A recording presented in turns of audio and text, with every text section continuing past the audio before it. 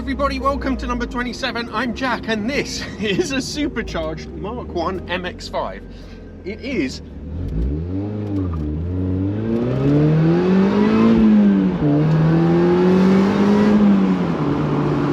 a 1993 Unus Roadster imported from Japan, so I think it's called a V-Spec 2, so it's a bit of a transition model. So it has the 1.8 litre engine, but it doesn't have the ABS that came with it afterwards, and it has a few other little quirks of the time. It's got a limited slip diff. The MX5, the Mark 1 in particular, is a great little car. The one thing it does have is that it needs more power.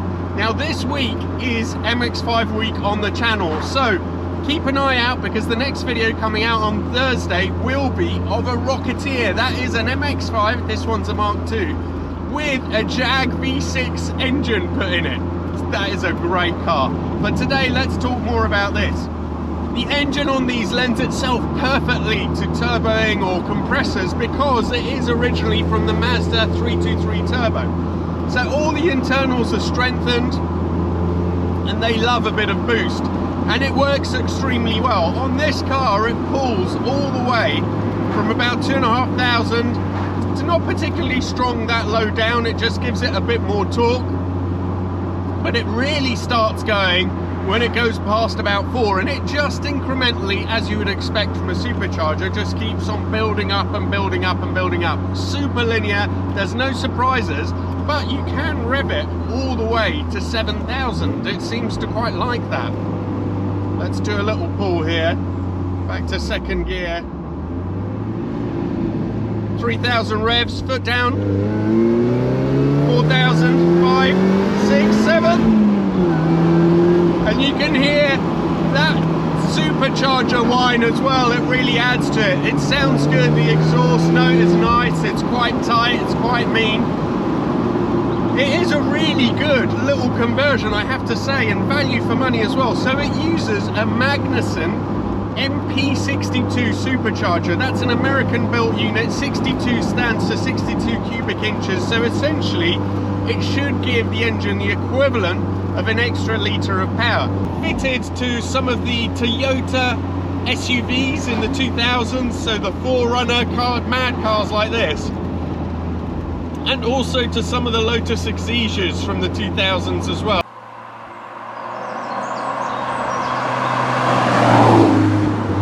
One puts out about 200 horsepower, so I think 190 at the back wheels measured on the dyno. And these are such brilliant little pre-road blasters, and the uprated engine really makes it. This also has Meister R coilovers. It has uprated brakes and lots of little mods that Drew, who owns the car, has done over time. So one example is that the bulkhead is so thin that it actually alters the brake pedal feel, because as you push the pedal the bulkhead deforms. There's a little bracket that you can put at the front that braces it. The brakes feel fantastic on this.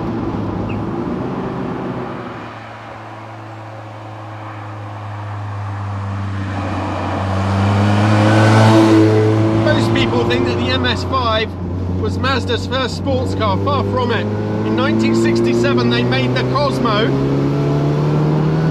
which is a fantastic looking thing, rotary engined as well. Very rare now. I'd love to try one of those.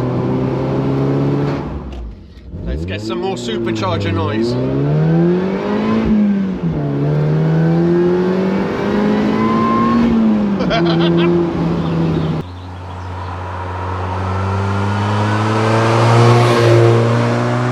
It's so addictive the way that it spins up really quick, and that little supercharger noise is so addictive, and you've got just a brilliant little car. I mean, it's so impressive on these little B roads. The way it's set up at the moment, the shocks are adjustable, so I think it could be twiddled with. It doesn't quite feel like it deals with the bumps as well as it could.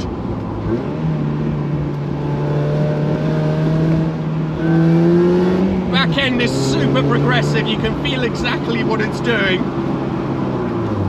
And there is a little quirk I have to tell you about. Here on the dash, obviously there is here the boost gauge, which is a nice little thing to see, which has been really well incorporated, just taking out the dash vent.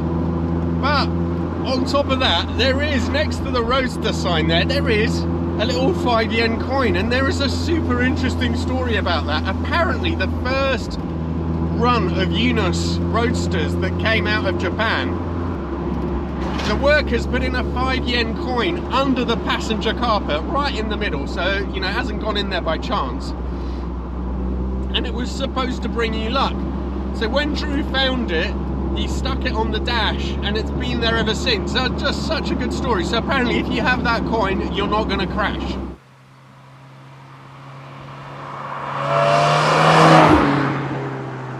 So the owner, Drew Wagar, is actually a science fiction writer, and the reason why he wanted this car, this was kind of his dream car, he did the conversion himself, but ever since he saw Mad Max 2, he wanted a car with a supercharger. And he thought that the MX5 would be the perfect thing. He got this car and he thought it was great, but just lacking a little bit of power. He tried one with a turbo conversion, but found that it didn't really suit the character of the car. It had a lot of lag, just didn't feel quite right. And he settled on this supercharger. And it's fantastic. It is a brilliant conversion. I'm super impressed by it.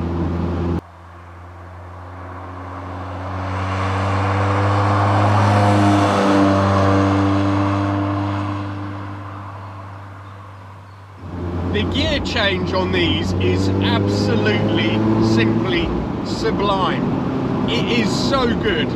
It is amongst the top sort of 3 gear changes I've ever tried. Interestingly, in the in the Mark II MX5 that you'll see in the next video, it has the same gearbox as this. It doesn't feel quite as, it feels great, but it doesn't feel quite as amazing as this one does. I don't know why. As you can see, the conversion itself is actually really tidy. Drew said that the most challenging thing was lining up the supercharger. There's a little bit of play. So the kit originally, I think, was bought from Moss. They don't make it anymore.